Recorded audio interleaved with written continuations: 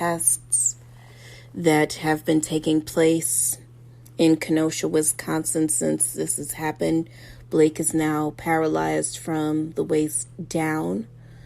The police attempted to arrest Blake after a woman called the police and said her boyfriend was present and was not supposed to be on the premises. So yes, there was a domestic violence call that was made. It isn't clear to me from the reports that Blake was specifically involved in this call. Now, Benjamin Crump, who seems to be is he the only attorney that could represent anybody? Because every time there's something wrong, Benjamin Crump, and I have to tell you, no shade, no tea, but has he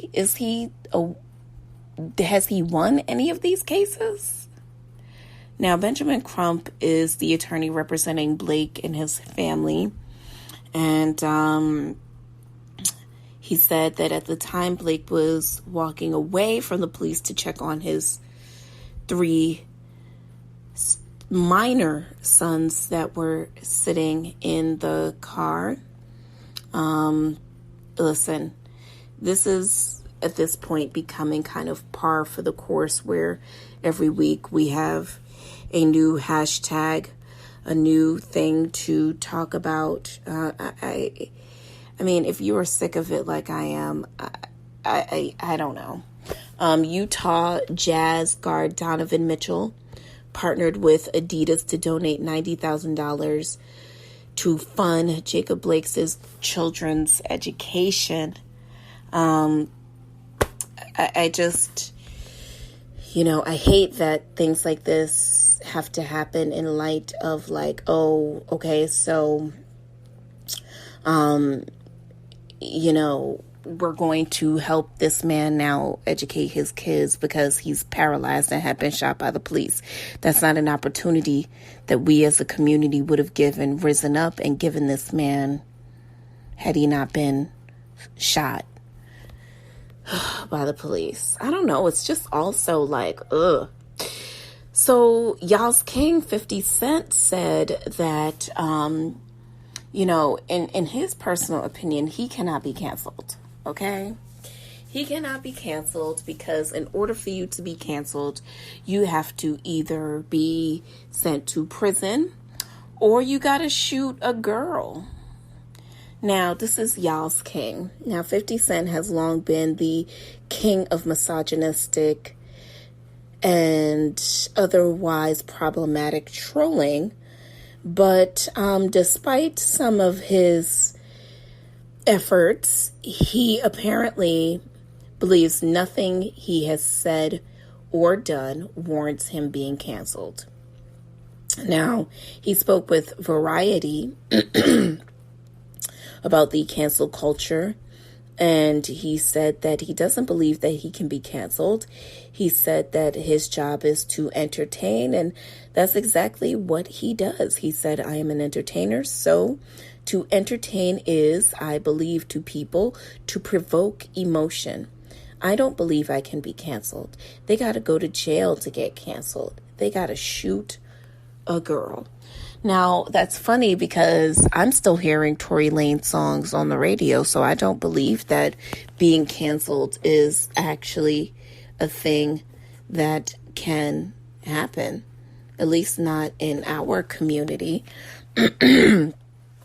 I believe that you have to shoot a guy or maybe rat on a guy in order to be canceled, because I don't believe that by and large, black men and many black women care about black women. And so Meg being shot in the foot by Tory Lanez, I don't know that that's funny. I thought about it. And I actually mentioned this to a friend. Now, don't look at me with like a cocked eye when I say this, but, I ironically thought about it. And I have been threatened to be shot by at least 3 guys that I've dated. My very first serious boyfriend not only threatened me, but he tried to push me out of a moving vehicle, which at the time I thought was like hilarious. Turns out, not so funny. And he definitely not only threatened me, but brandished his his weapon at me. Now, what did I do to provoke this? I think I might have told him at the time that I had, gotten to know somebody in the biblical way, and it ruffled his feathers, so to speak, and he decided to show me what was what. I definitely was threatened a second time by someone else who, we're not giving these people any names, but I say all that to say that, it never even dawned on me that, yes, Megan had been shot, but if in fact she was shot by somebody who she was, and regardless of the nature of their relationship, but to be shot by someone who you are in a romantic relationship with, or seemingly in a romantic relationship with, is even more ghastly to me, because what? And it just dawned on me. Been there, girl, done that. God, why do we have such a serious tone this week? Oh my God.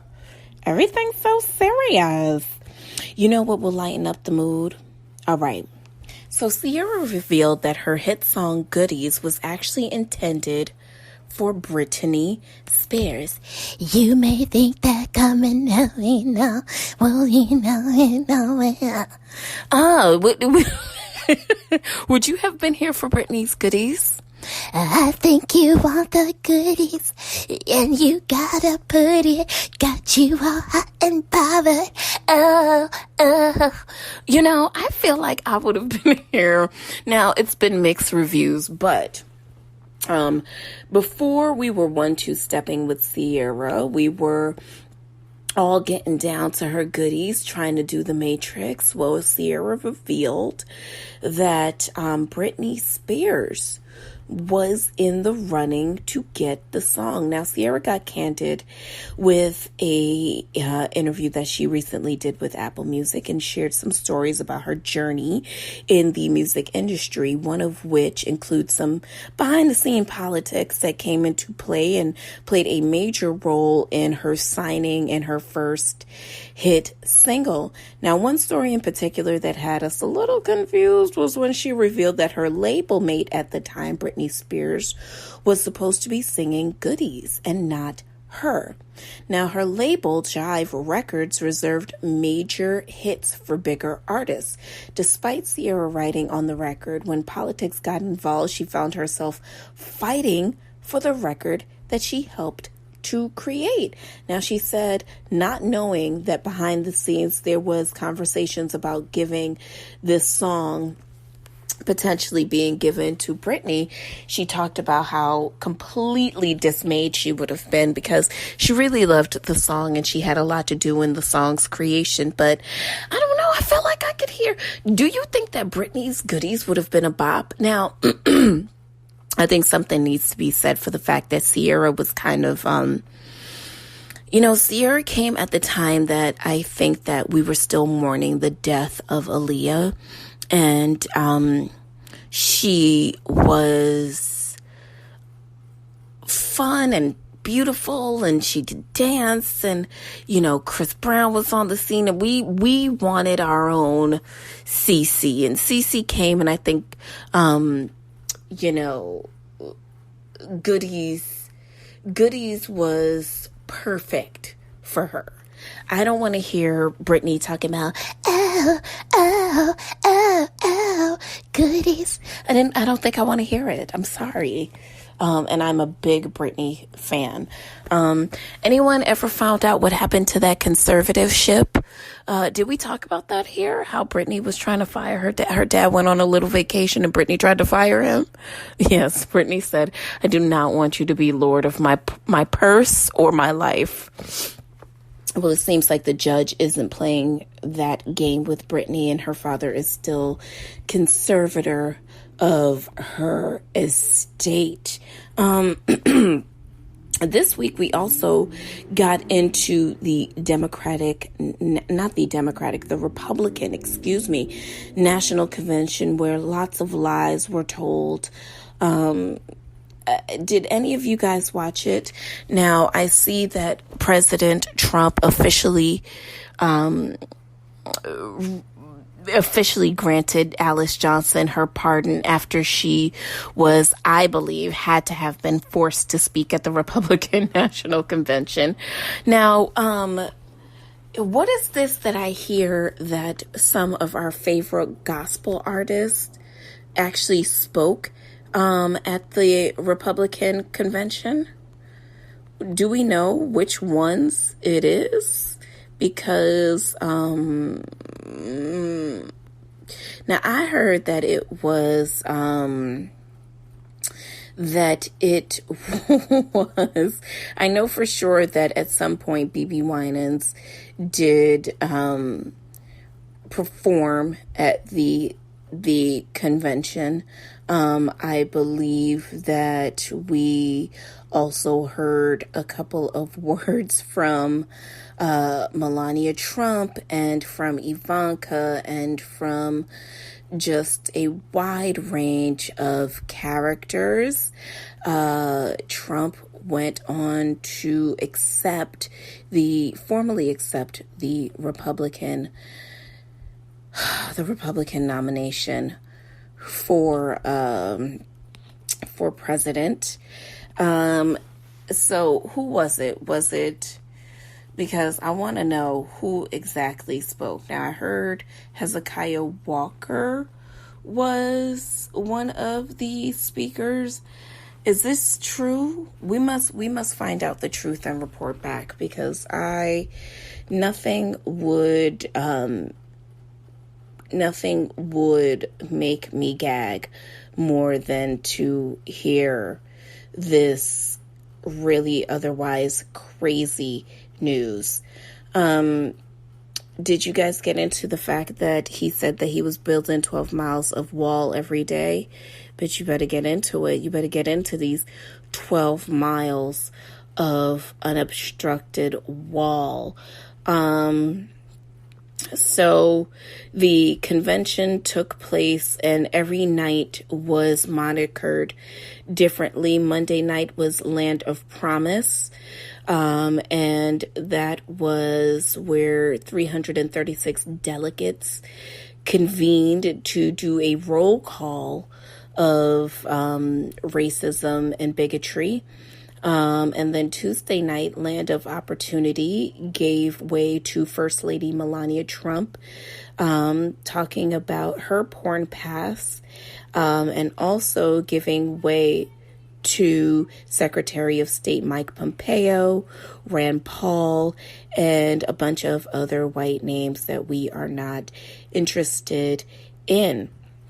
Now, Wednesday night gave rise to the Land of Heroes, and that is where Dirty Pence came to not only shock the gays back into straightness, but also to accept his formal nomination as vice president. Other speakers that night included a bunch of white people that we don't care about. And then Thursday night was Land of Greatness. Now, Trump delivered his acceptance speech from the White House, and also there to deliver remarks was failing Housing Secretary Ben Carson, Senate Majority Leader Mitch McConnell, House Republican Leader Kevin McCarthy, and last but not least, king of all of the racists of Arkansas, Tom Cotton. Now, I don't really know what was some of the fact checking that anybody did here from this, and I wasn't able to really get into it, only because at the end of it all, I believe that that BB Winans performance was probably at the last one. Did he come